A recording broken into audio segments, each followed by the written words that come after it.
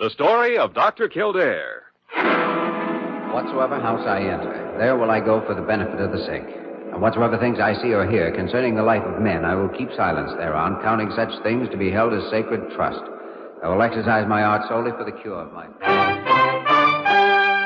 The story of Dr. Kildare, starring Lou Ayres and Lionel Barrymore. Metro-Goldwyn-Mayer brought you those famous motion pictures. Now this exciting, heartwarming series is heard on radio. In just a moment, the story of Dr. Kildare. But first, your announcer.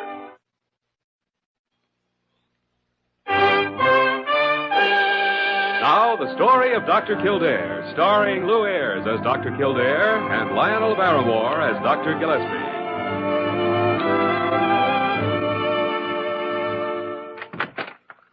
Hello, Dr. G. Well, where you been, Jimmy? I haven't seen you all morning. I've been giving Walter Benton a final checkup before his release.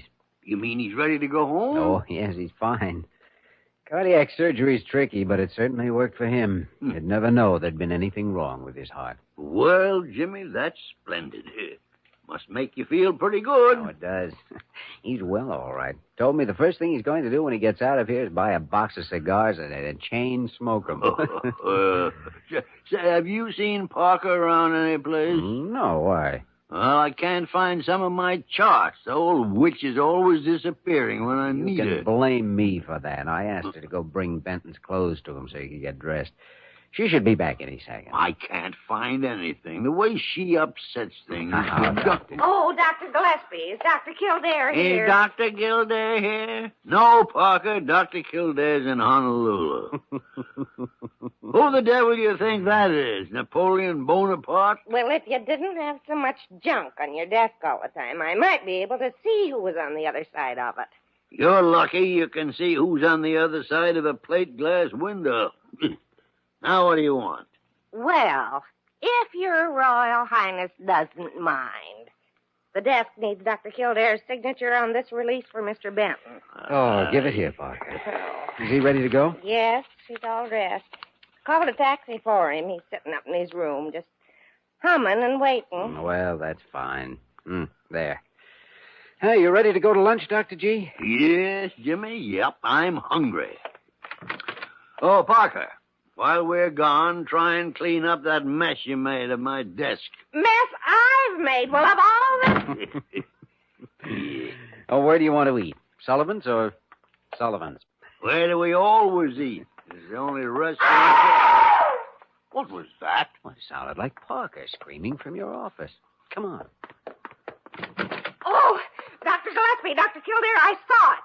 It went right past the window. A man's body. A man's body? Someone must have fallen from the upper stories. I don't see anything down there. Oh, there is something moving in the bushes along the driveway. Oh, it's only Wayman. He's trying to drag somebody. Hey, Wayman! Doc, you better come quick. This guy, he fell. See, I told you I saw We it. better get down there. Wonder who it is. I know who it is, Dr. Gillespie. I saw the suit he was wearing when Wayman moved the bushes. It's Walter Benton.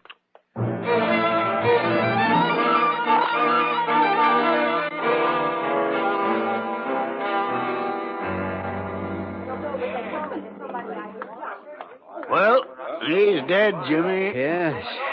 Guess we couldn't expect anything else after a 7-story fall. Was it a fall or a jump? Oh, why would he jump? When he was ill and depressed, yes, but not now. Not when he was well and ready to go out and enjoy life. Did you see the fall, Wayman? No, I just heard him hit. I was sitting over there in the ambulance entrance reading the paper, and I heard it. That's all. I guess I was the only one. I run right over to him and tried to drag him out of the bushes to the Well, I to the realize driveway. you meant well, Wayman, but you know better than to touch a body until the police arrive. I didn't know how far he fell, Doc. I thought maybe he'd still be alive. Well, even so, no one should touch him except a doctor. You especially know that. Well, yes, Doc. I was only trying to help. Well, the police will want a detailed report, Jimmy. You better get complete statements from Wayman and Parker. Meanwhile, I'll go up to the 7th floor and see what information I can get from the floor nurse.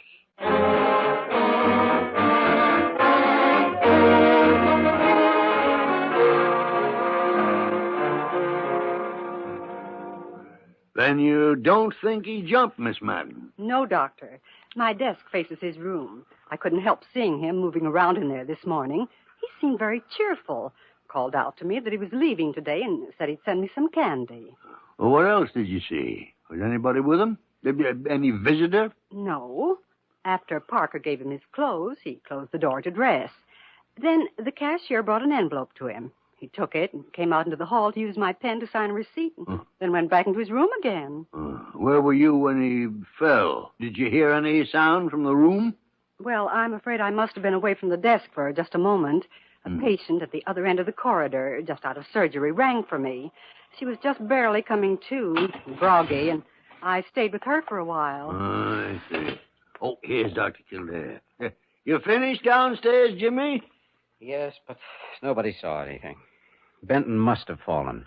Well, Miss Madden agrees with that theory. She said Benton seemed very cheerful. Well, that doesn't prove anything. A police squad car was here. They reported to their headquarters, and Detective Kerner is being sent over.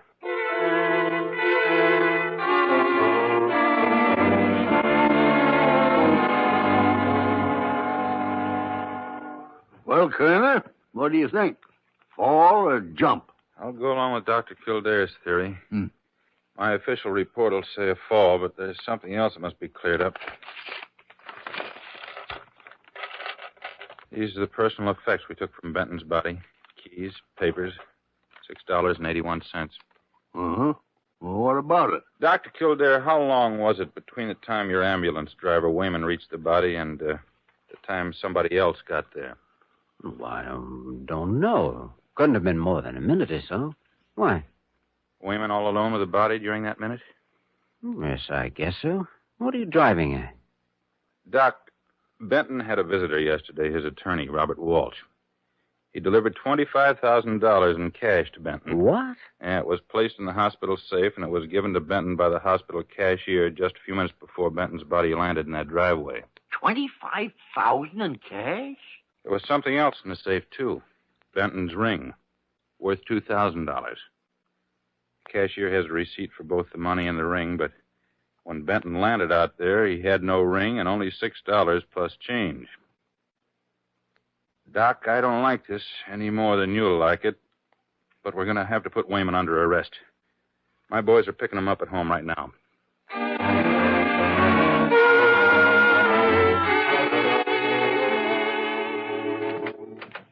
All right, Wayman, you wait in here for a minute. Okay, but I didn't do nothing. Hey, Dr. Kildare and Dr. Gillespie. What are you in for? Well, I'm afraid we're here as character witnesses for you. Well, they think I took something from that guy who fell out of the window today. That's all a mistake, Wayman. Just don't worry about it. They can question you, but they won't dare file charges. They have no evidence. I heard a lawyer tell a fellow that once, and 6 months later, the guy got electrocuted. You're sure that isn't going to happen to you? Wayman, this is Mr. Walsh. Walsh, Dr. Kildare, and Dr. Gillespie. Gentlemen. Mr. Walsh wants to talk to you, Wayman. Oh, and we'd like to talk to Mr. Walsh. You were Mr. Benton's attorney, weren't you? Yes, I was. Well, I suppose you have proof that you delivered $25,000 to Mr. Benton when you visited him yesterday. I certainly do, Dr. Kildare. We checked his story, Doc. He has a receipt for the money, just as the hospital cashier does. I see. Now, I have something to ask Mr. Wayman. Could anybody else have taken anything from Mr. Benton's body after he fell without being seen by you? Wayman, I don't think you should answer that. He has to answer it. Well, Wayman? I was the only one there until the docs and everybody else come running out. Thank you. I guess that's all, Detective Kerner. All right, Walsh. We'll notify you when and if the money is recovered. Guess you'll be settling the estate, huh? Yes. Well, good day, gentlemen. Just a minute, Mr. Walsh. One thing I'd like to know, why Benton had such a large sum of cash. Well, habit, idiosyncrasy. I'd sold some stock holdings. He'd always insisted on cash payment delivered into his own hands. Is there anything else? I guess that's all. All right, then, gentlemen. Goodbye. Well, Doc, there it is. What is? Oh, Kerner, we'll vouch for Wayman. He didn't have anything to do with this. It's ridiculous. We've worked with him for years. That money didn't just go up in smoke. No, but you didn't find it on Wayman either. Oh, Kerner, until you have something definite, I think he should be released. Oh, I don't know. Will you guarantee his appearance if we want him again? Oh, absolutely.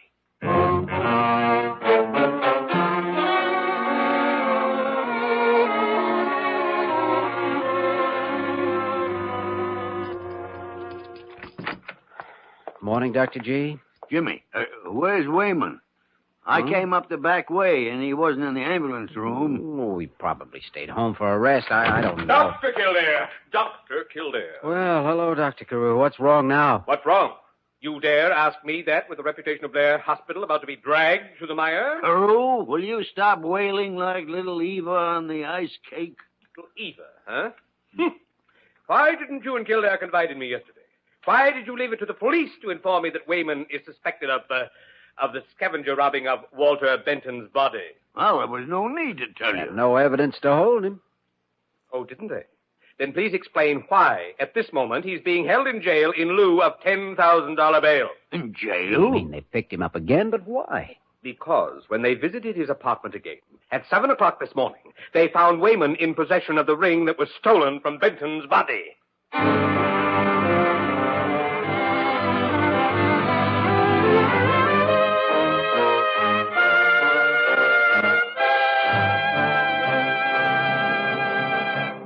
We return to the story of Dr. Kildare in just a moment.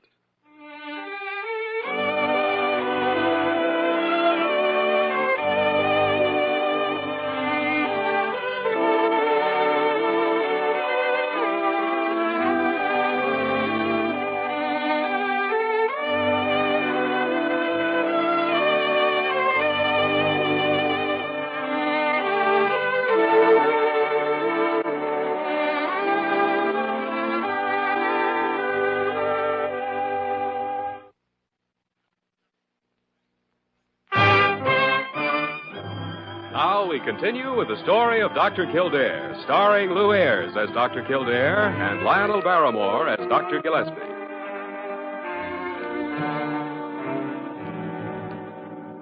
Gee, Doc, it was nice of you to come and see me. I can just barely see you through this wire mesh. Yeah. This ain't no chicken coop. Wayman, I thought you were innocent, and I want to keep on thinking so, but they say they found the ring at your place. Yeah, they found it all right, but I don't know how it got there. Honest, I was having my breakfast when they bust in. They looked all over and didn't find nothing. Then, all of a sudden, one of the cops, he empties my bottle of milk in the sink, and boing, there it is, the ring. In the bottle of milk? Yeah, Doc. But I just brought the bottle in from the hall not 10 minutes before that. I don't know. I heard the rings in a box of crackers.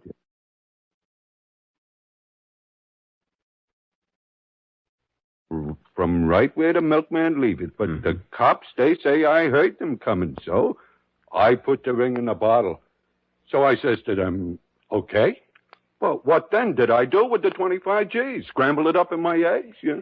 What? Somebody must have uncapped that milk bottle and put the ring in it to throw suspicion on you. Yeah, sure. That must be it. And of course it is, and we've got to find out who did it. Then we'll know where to look for the money. And meanwhile, Wayman, I'm afraid you'll have to stay here. Dr. Gillespie and I tried, but we just can't raise enough to bail you out. I'll sweat it out, Doc, but what are you going to do? I don't know.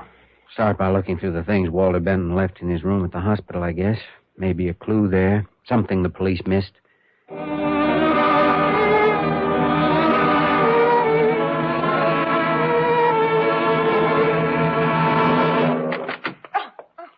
Oh, I'm sorry. Huh. Well, who are you? What are you doing in this room? Well, Detective Kerner said it would be all right for me to remove my father's things. I'm Valerie Benton. Oh, I see. Well, I'm Dr. Kildare. I took care of your father. He was my patient, but I didn't know he had a daughter. No, I guess he stopped telling people that he had one. My poor father, Well, now, take it easy. Why did a thing like this have to happen to him? Why did he do such a thing? Oh, Miss Benton, your father didn't do anything. Now, set your mind at ease. From all the police and the staff can determine, his death was an accident. You know, you don't look so well. I don't think you should be here. You should be resting. I thought that by coming here and packing his things, I might get close to him. I was all alone last night after I heard. Well, perhaps you should have gone to friends. Father's attorney, Bill Walsh. Certainly he'd have helped. I couldn't go to Bill Walsh. He hates me. Oh, come now. It's the truth. He poisoned my father's mind against me. That's why you never saw me here. I wouldn't have been welcome. But why? Why would Walsh do a thing like that? Bill Walsh wanted to marry me. When I refused, when I wouldn't have him, he told my father all sorts of horrible lies. Oh, I see.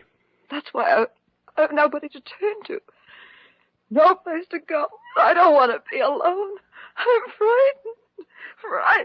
Oh, Miss Benson, you're upset. It was making you ill. Perhaps friends wouldn't be the answer. Why don't you check into the hospital where you can get some rest and care? You're the first person who's been kind to me in ever so long. If I do stay here, will you take care of me? Of course, Miss Benton, if you want me to.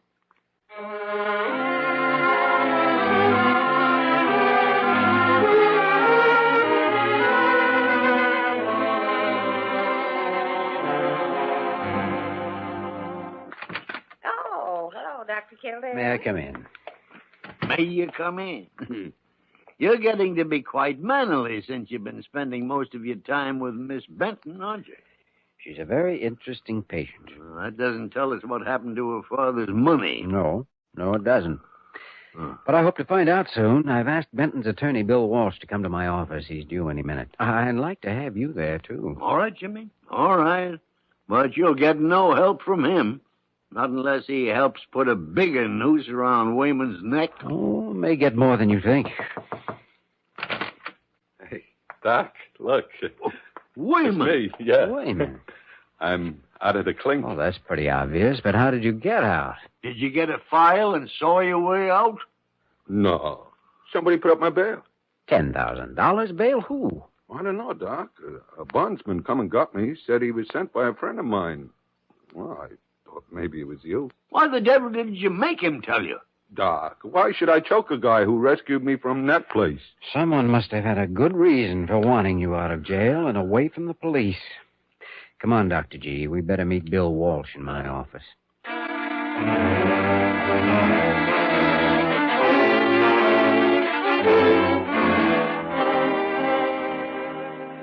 Sit down, please, Mr. Walsh. All right. Thank you. It was nice of you to come. You probably know that Valerie Benton is a patient here now. As her doctor, I'd like to ask you a few questions. About what? About my alleged persecution of her? Is that it? No. Because, frankly, I haven't believed Valerie Benton. I think she's mercurial, neurotic.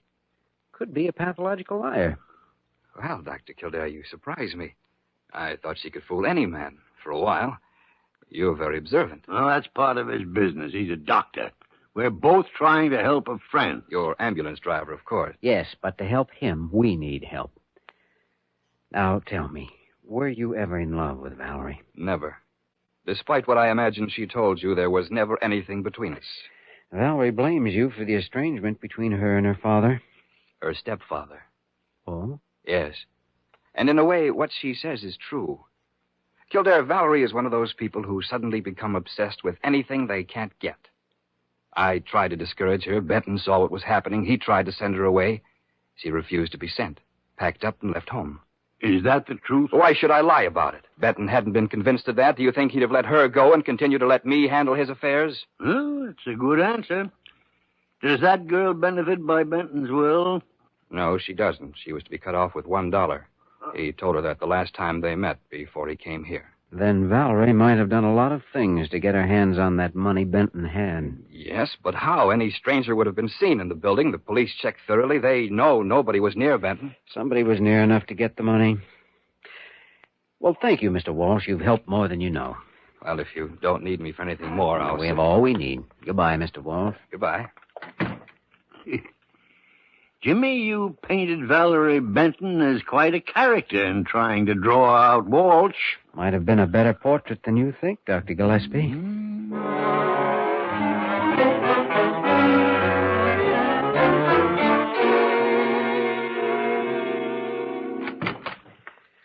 Hello, Valerie? Why'd you leave me alone so long? There hasn't been a nurse here or anything. Oh, no reason why you can't be alone. I was just having a talk with Bill Walsh. Bill Walsh? What about? What's he been saying about me now? Oh, never mind that. I have something to tell you about him. The police are watching him. Oh? Why? They think he may be the one they're after. They think your father might have been pushed from the window of his room. What makes them think that? I don't know. Do you think he'd be capable of a thing like that? Oh, yes. Yes, he's cruel, Jimmy, and vicious. Oh? They ought to arrest him. Well, I think they would if they only had one thing. Just an idea of how he might have gotten in here without being seen. I can think of a way he might have. Oh, really? How? Well, if he dressed in white, like a ward man, he could go through the back entrance, emergency, the opening to the stairs. Once he got in, nobody'd pay any special attention to him in a white uniform. That's right. Go ahead. Well, on the 7th floor, if he pressed a buzzer in one of the empty rooms, then moved into another one until the floor nurse was out of the way, he could have slipped into my father's room unnoticed. Closed the door. You know, that's good, Valerie. Very good. They might be able to arrest him with just a little bit more. What then? With a gun, he could have robbed my father. Make him walk to an open window. The sills are low. One push. Then with all the commotion in the back, down the stairs and right out the front door. Yes, but the ring they found on our ambulance driver. How about that? Walsh probably put it there to create suspicion. Yes. As a matter of fact, that's just the way it did happen. Isn't it, Valerie? I don't know. But that could be it, Jimmy. It could, couldn't it? You should know you did it. You came here dressed as a nurse and killed your stepfather. I didn't. What are you saying? I didn't. The police know you did, Valerie. You made a mistake when you planted that ring. You left a fingerprint on the milk bottle. I didn't. I couldn't. I was wearing gloves. Valerie! Valerie, put down that gun. Let go of it. All right, Miss Benton. I'll take that. You heard it all, Kerner? Every word, Doc. Thanks. We'll take it from here.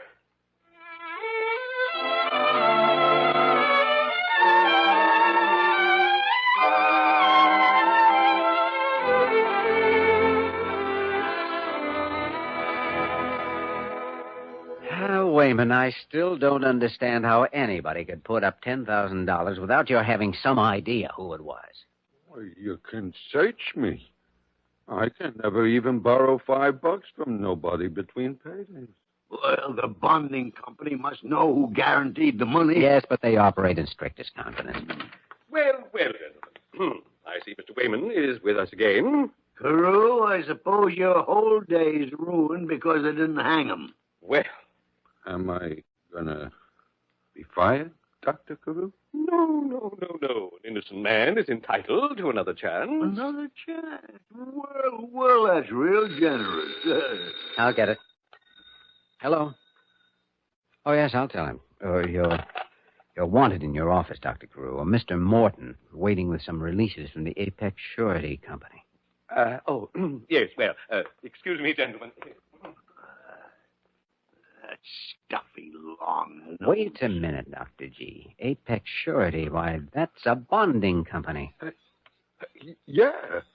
And the guy who got me out, his name was Morton. You mean Carew put up Wayman's bail, Jimmy? It must have been. There's no other answer. It was Dr. Carew.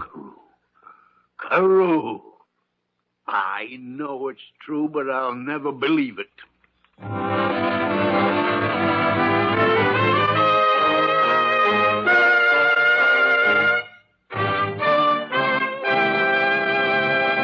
In just a moment, we will return to the story of Dr. Kildare.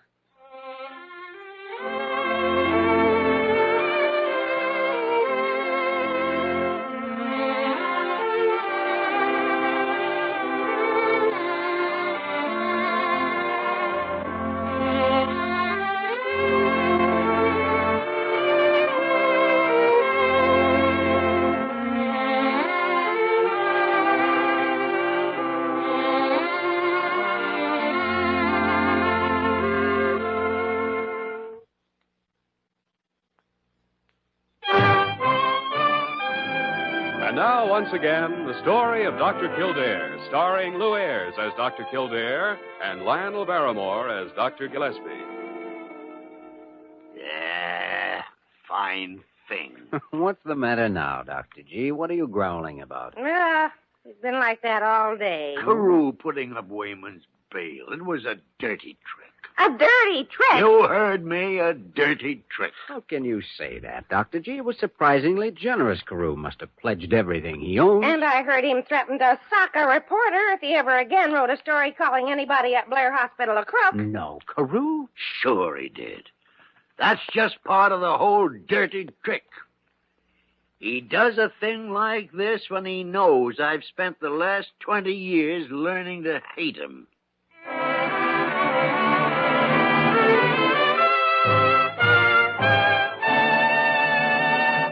You have just heard the story of Dr. Kildare, starring Lou Ayres and Lionel Barrymore. This program was written by Joel Murcott and directed by Joe Bigelow. Original music was composed and conducted by Walter Schumann. Virginia Gregg was heard as Nurse Parker and Ted Osborne as Dr. Carew. Others in the cast included Ed Max, Yvonne Patey, Herb Ellis, Florence Ravenel, and Barney Phillips. Dick Joy speaking.